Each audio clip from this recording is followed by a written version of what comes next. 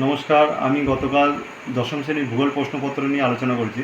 আজকেও দশম শ্রেণীর ভূগোল প্রশ্নপত্র নিয়ে আলোচনা করতে চাই। এটি দশম শ্রেণীর ভূগোল প্রশ্ন 2025 সালে। তো এখানে ভারত চ্যাপ্টার থেকে পুরো ভারত অর্থনৈতিক অঞ্চল থেকে 4টে কোশ্চেন ছিল। 4টের মধ্যে 5টা 2 নম্বরে করতে হতো, 10 নম্বরে।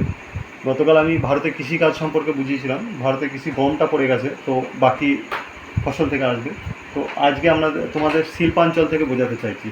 শিল্পাঞ্চল থেকে একটা কোশ্চেন আসবে। শিল্পাঞ্চল থেকে কী কী কোশ্চেন আসবে এখানে বোর্ডের দিকে তাকাও। 3টে কোশ্চেন লেখা আছে ভারতের শিল্প থেকে। পূর্ব ও মধ্য ভারতের লোহ ইস্পাত শিল্প গড়ে ওঠার প্রধান কারণগুলো আলোচনা করো। পশ্চিম ভারতে পেট্রোরসায়ন শিল্পের অধিক উন্নতির কারণগুলো আলোচনা করো। ও পশ্চিম ভারতে কার্পাস বয়ন শিল্পের অধিক উন্নতির কারণগুলো ব্যাখ্যা করো। তো এই 3টি প্রশ্ন বাদেও এই 3টি শিল্প থেকে যে সমস্যাগুলো তৈরি হয় সেই সমস্যা সম্পর্কিত লোহ ইস্পাত শিল্পের সমস্যা, কার্পাস বয়ন শিল্পের সমস্যা, পেট্রোরসায়ন শিল্পের সমস্যা, এই সমস্যাগুলি যদি তোমরা করে যাও 5 নম্বরের অবশ্যই কমন পেয়ে যাবে। নমস্কার।